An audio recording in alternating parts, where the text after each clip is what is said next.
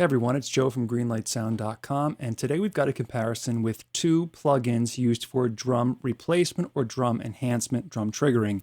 We've got the new UVI Drum Replacer here on the left, and the old standby Trigger 2 from Stephen Slate and Slate Digital. For a while now, I've been using Trigger 2 as my main drum supplementing or drum triggering option, but since this new UVI came out, it's got some really cool new features, and I kind of wanted to stack them up against one another to see which one comes out on top. So right off the bat, we're going to highlight some of the differences between the two. Trigger samples, what you're actually replacing or enhancing your drums with, come in a proprietary format. That's a TCI file. You can also use WAV files in Trigger 2, but it's a little bit of a workaround. You've got to drag those into the actual Trigger sample folder for them to work within Trigger. On the other hand, UVI has included samples. Now, it doesn't have quite as many included. Here's the Drum Replacer Essential Sounds here that are included with UVI. It doesn't have quite as many included as Trigger Platinum does, but it can also import WAV files. It can use third-party samples just like Trigger can, but here is the huge difference. It can also load within it virtual instruments. So all those drum libraries you have, whether you've got Toontrack's Superior Drummer or Easy Drummer, or if you've got Addictive Drums or whatever drum programming you tend to use, you can use all of those samples as your triggering sounds as well. So if you've got a big collection of virtual instruments and drums, you can use them. On top of that, you can also use whatever other virtual instrument you want. So you can have drums triggering a synth bass sound or whatever synth sound you want to use, or any other virtual instrument, which is a really, really cool feature of the UVI, and we'll get into that later. Trigger has a browser to get to your files. You get to all the different files that you use for it within this browser system. That's why everything has to be within Trigger's folder hierarchy. On the other hand, the UVI has more of a drag and drop system. You can open up Finder in a Mac and drag it into this area here, or you can use their browser built within and just drag and drop everything, which is a nice way of doing things. Trigger's detection circuit is basically done with these three controls right here. You've got sensitivity, retrigger, and detail. Detail is basically the threshold that is being used to trigger samples. So if I put this, there's our drum sound we want to replace. And I just dial this into where I want it to be.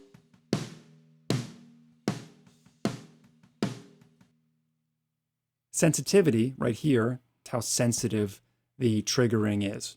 And we've got retrigger, which is measured in milliseconds for the amount of time between hits. It's the minimal amount of time that it will be allowed between hits.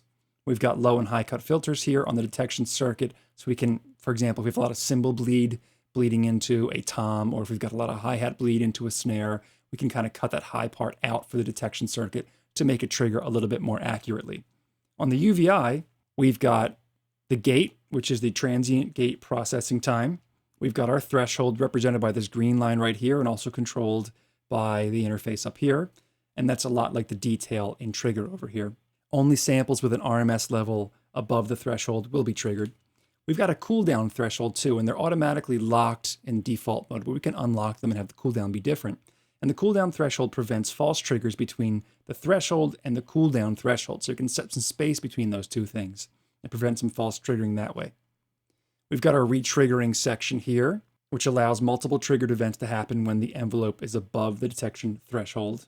We've got our release, which is the RMS envelope release time, and inhibition, which is a lot like our retrigger over here. Inhibition is the minimum time between two trigger events. And all of those extra controls work in conjunction with each other to dial in what's being triggered in UVI. One other really nice feature right down here is click. Click is a placeholder sound that allows you to dial in the trigger response you want before actually loading any samples in. So I don't have any samples loaded right now, but if I go and click, you can see the threshold's above now. And as I bring it down, the click is letting me know exactly when the triggering would be happening. In Trigger 2, it would work a little bit differently. I'd have to go back to my mix knob, dial it all the way up. And let's say I was getting some false triggers if I wasn't sure I was matching everything. I'd have to go back to my dry sound to make sure I'm triggering the correct things. So the nice thing this does is layer that click sound on top of the dry sound so I can make sure that these snare hits I want triggered are actually being triggered. That's a very cool feature. If we want to get some really loud bleed to not trigger sounds, in Trigger 2 we use the suppress feature. And I have a whole video on how to do that, so I would encourage you to check that out if you do use Trigger 2. It's a really cool feature. It's done with some routing and some sidechains where you sidechain one signal into trigger 2 to suppress the sound of that. The same function is done in separation on the UVI Drum Replacer. And separation has these 1 through 5 right here. And that uses machine learning to split the signal for analysis ordered 1 to 5 from greatest to least overall energy level. You can also use this right here to drag and drop a file in to use for analysis purposes, which is also a really cool way of figuring out what needs to be triggered. You've got high pass and low pass filters, just like trigger 2 has, and you've got a trim knob too to boost the signal if you need to. Basically, if I was going to break down how it deals with bleed, I would say that trigger 2 is more of a manual process with sidechain routing and the suppress feature. And this is more of an automatic sort of AI process in the separation section of the UVI. In terms of samples, most controls are similar. We've got 8 sampled slots on trigger 2. We've got 8 sample slots on the UVI. Once we do load in a sample here, we've got this, which can normalize the dry waveform. So we can actually see the sample, which is in blue, and the dry sound, which is in red for what's being triggered. For the attack, hold, and decay controls here, one really cool thing about the UVI is that it overlays on the interface exactly what's happening with this attack, hold, and decay time. In trigger 2, if I go to view curves, I can control the attack, sustain, release, but it's a generic view here. So if I'm changing the attack or the sustain time or the release, it's just a generic and doesn't actually show you what it's doing over top of the sample. So that's one really cool feature of the UVI. It's laid right on top of the sample itself. If I hold command now, I can really use the mouse wheel to zoom in on the waveforms.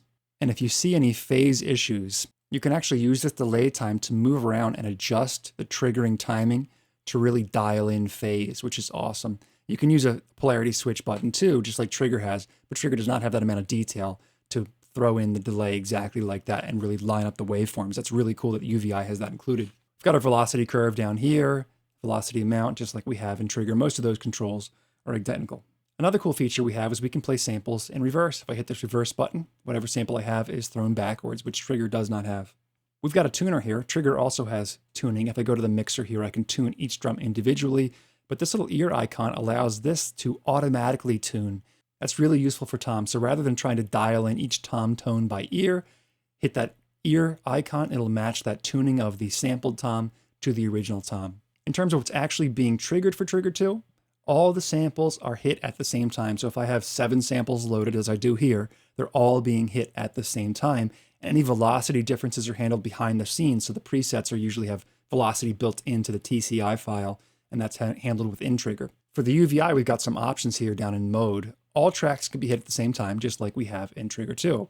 We could also go for a sequence where we do the tracks in order. We've got random, which does what it says, puts them in a random order.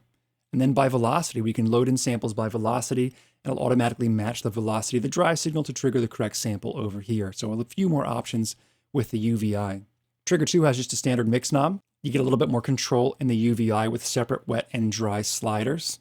We've got a gain match so that the trigger volume will match with the output volume of the detected sound. So if you've got a really loud sample, it's not going to overwhelm the track all of a sudden. We can match the volume there. And again, that's handled manually within Trigger 2.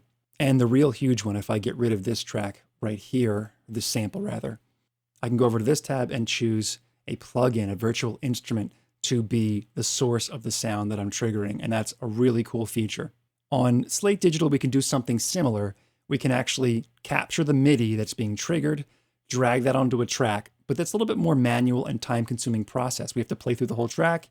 We've got to drag that MIDI down. We've got to instantiate the virtual instrument on the separate track. All of this is handled within UVI's Drum Replacer. So for example, if I go to my tune track file here, I want to use Superior Drummer 3. I drag it right over in there. Superior Drummer 3 will then load. Take a moment to load.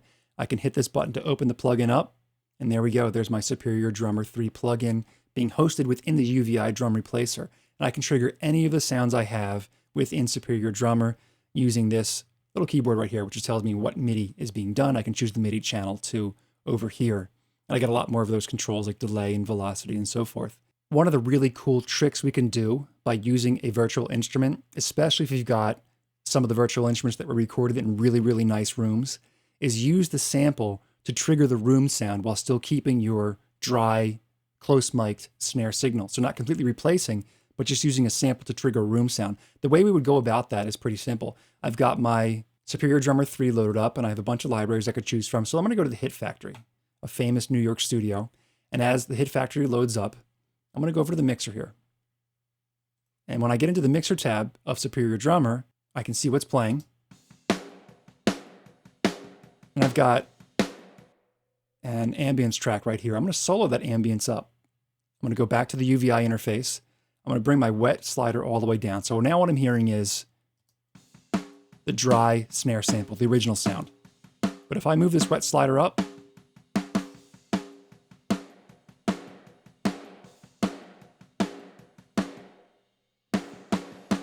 I'm getting that room sound from Hit Factory along with my dry snare drum sound.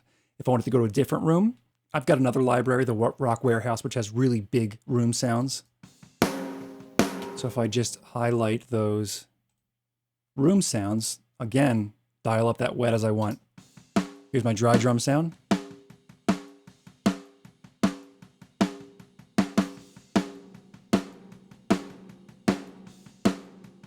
So I'm creating room sounds from these really nice studios while still maintaining my dry drum sound, which is a really cool trick. Can also completely replace if I wanted to. And you can also, if you'd like to, use something else besides a drum plugin. For example, I could go to this BX Oberhausen, which is a synthesizer plugin. There we go. I'm picking a synth sound. I can change whatever sound I want. Change the note. Change whatever I'd like to within that synthesizer, or trigger whatever sounds I want. So hosting the virtual instruments within the UVI Drum Replacer is a huge, huge bonus. And one of the final differences I'd like to highlight is if you go over to the mixer section of the UVI, we've got a high pass and low pass filter for the actual triggered sounds themselves, in addition to the high pass and low pass filter for the detection circuit, whereas Trigger 2 only has the high pass and low pass, or low cut and high cut, for the detection circuit. It doesn't actually do it to the samples coming out. So if you've got a kick sample that has way too much low end, or a snare sample you want to get rid of some of the sizzle on, you can affect the sample itself down here in the mixer section. So there we have it. We've got the UVI Drum Replacer stacked up against Steven Slate's Trigger 2 drum replacement plugin. For me, the Trigger 2 has a lot of familiarity. It's got some great built-in samples if you have the Platinum version, but the UVI has a lot more features, and that ability to load in the virtual instruments is just a game changer. It's a huge, huge advantage for drum replacement. Let me know what you think down in the comment section below. I'd like to hear what you think about these two and which one you prefer, or if you have some others in mind that you like to use. Don't forget to subscribe if you haven't done so already, so we can keep you in the loop as to what's coming up next, and I'll see you in the next one.